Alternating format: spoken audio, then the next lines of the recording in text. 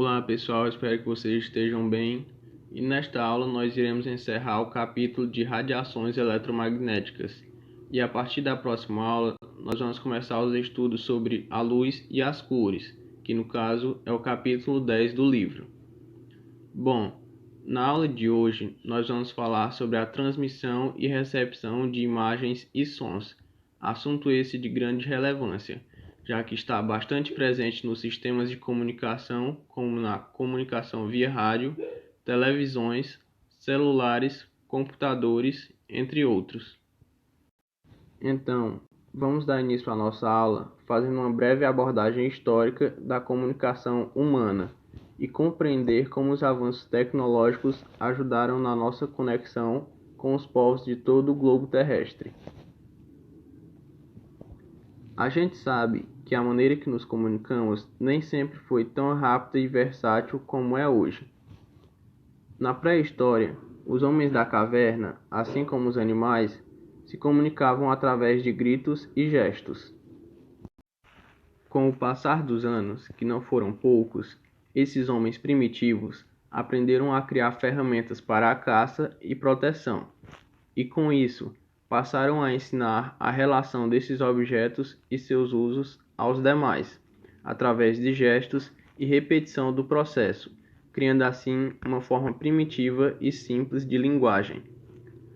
No decorrer do tempo, esses seres primitivos criaram a primeira maneira de trocar mensagem e registrar experiências. Essa criação foi a pintura rupestre, como mostra a imagem ao lado. Já uma escrita sistematizada apareceu somente por volta do ano de 3500 a.C., quando os sumérios desenvolveram a escrita cuneiforme, na Mesopotâmia. Os registros cotidianos, econômicos e políticos da época eram feitos na argila, com símbolos formados por cones. Nesse mesmo momento, surgem também os hieróglifos no Egito. Uma curiosidade é que essa escrita, a hieróglifa, era dominada apenas por pessoas poderosas da sociedade, como os escribas e sacerdotes. A partir de então, esta primeira escrita sistematizada só vai desenvolvendo novas adaptações com o passar das épocas, até que no ano de 1867 surge a primeira máquina de escrever. Essa máquina de escrever era feita de madeira, e as teclas eram presas com hastes de arame, escrevendo somente em letras maiúsculas. Os aperfeiçoamentos foram tornando a escrita mais veloz e precisa.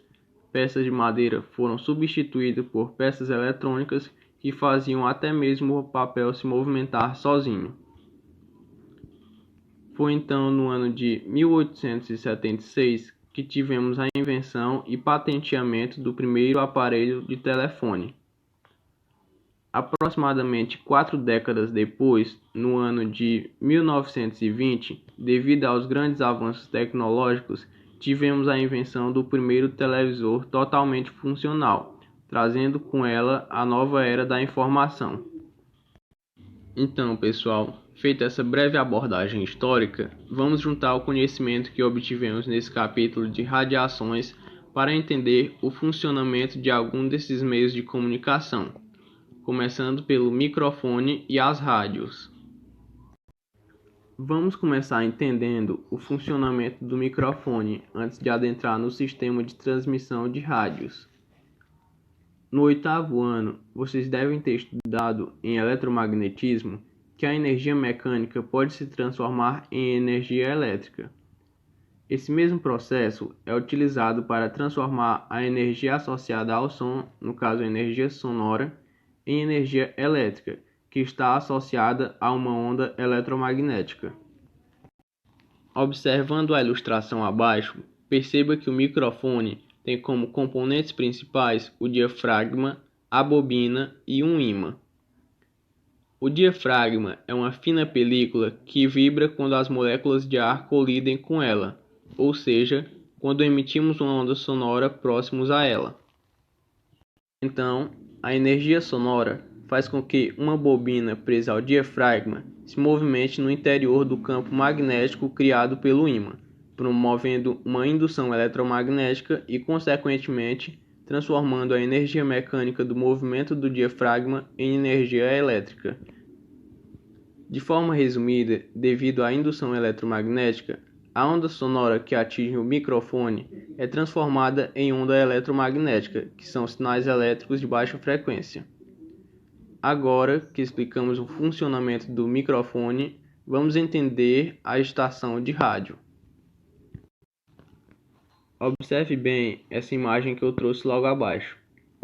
Nas transmissões de rádio, as ondas de baixa frequência que saem do microfone interagem com as ondas de alta frequência que foram criadas por um oscilador que se encontra no transmissor da estação.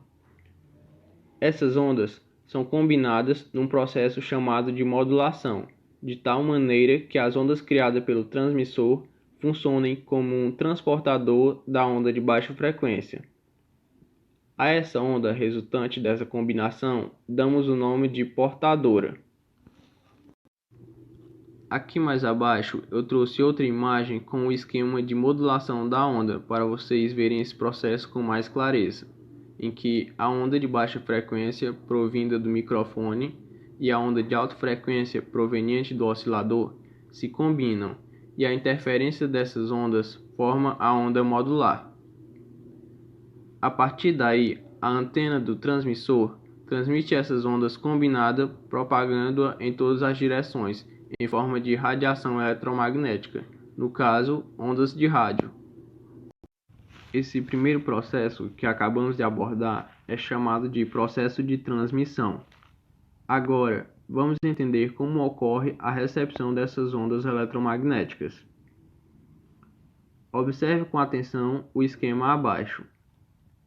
A antena do rádio receptor captará e amplificará essas ondas de rádio, mas para isso é necessário sintonizá-lo com o transmissor, ou seja, é preciso selecionar a estação do rádio, selecionando a frequência da onda de alta frequência através do sintonizador, também conhecido como dial.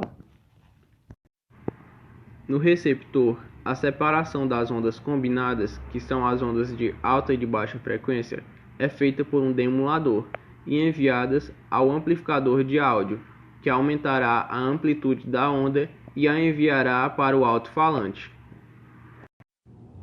Aqui embaixo eu trouxe outra imagem para visualizar com mais clareza esse processo de demulação da onda. Veja que é o processo inverso ao da modulação, onde o oscilador vibra numa frequência em que a interferência deste oscilador com a onda resulta apenas nas ondas de baixa frequência, que no caso é a que veio do microfone. Agora, vamos ver e entender como essa onda resultante produz o som no alto-falante. Observe o seguinte esquema. No alto-falante, os sinais elétricos da onda eletromagnética de baixa frequência fazem com que a bobina se movimente no interior do campo magnético de um ímã. A membrana em forma de cone é presa à bobina e se movimenta com ela, dando origem a uma onda sonora. De forma resumida, podemos dizer que a indução eletromagnética permite a transformação da energia elétrica que está associada a uma onda eletromagnética em energia sonora, que está associada a um som. Bom, e para finalizar a nossa aula, vamos ver no próximo slide como a imagem dos programas de televisão chegam até as nossas residências. Observe o esquema aqui abaixo. O processo de transmissão de imagem de televisores também é feito de forma semelhante à transmissão de rádio, mas com auxílio de dois novos transdutores, que são a câmera, que transforma a energia luminosa em energia elétrica, e o aparelho de TV, que transforma a energia elétrica em energia luminosa e sonora. O transdutor nada mais é do que um dispositivo que transforma um tipo de energia em outro. Por exemplo, ele pode transformar energia elétrica, óptica, térmica, entre outros, em um sinal elétrico normalizado, gerando assim um ou mais tipos de energia. Na primeira etapa, temos o provedor de serviços. O provedor de serviços é de onde vêm todas as imagens, sons e dados que recebemos em nossa casa. Essas informações, vindas das câmeras de TV e microfones, passará por um multiplexador. O multiplexador é como se fosse o modulador das transmissões de rádio. Ele é um dispositivo que seleciona as informações de duas ou mais fontes de dados num único canal. Aqui abaixo eu coloquei a imagem de um diplexer. O multiplexador é a junção de vários desses diplexer.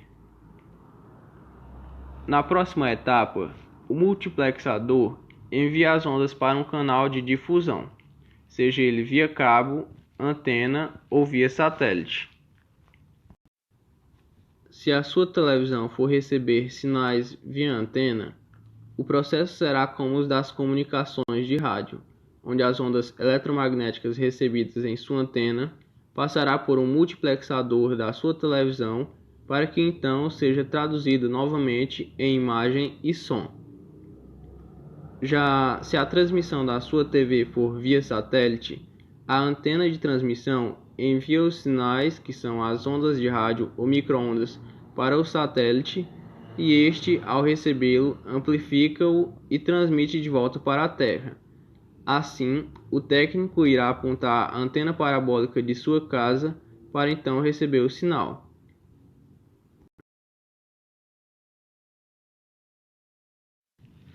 Bom, pessoal, essa foi a nossa aula sobre a transmissão e recepção de imagens e sons. Espero que vocês sempre façam essa relação dos conteúdos abordados com os fenômenos naturais e tecnologias que nos cercam. Peço que vocês também pesquisem mais a fundo sobre os processos de transmissão e recepção de imagens e sons, como os da telefonia móvel. Obrigado pela atenção de todos e até a próxima aula com conteúdo de ótica, luz e cores.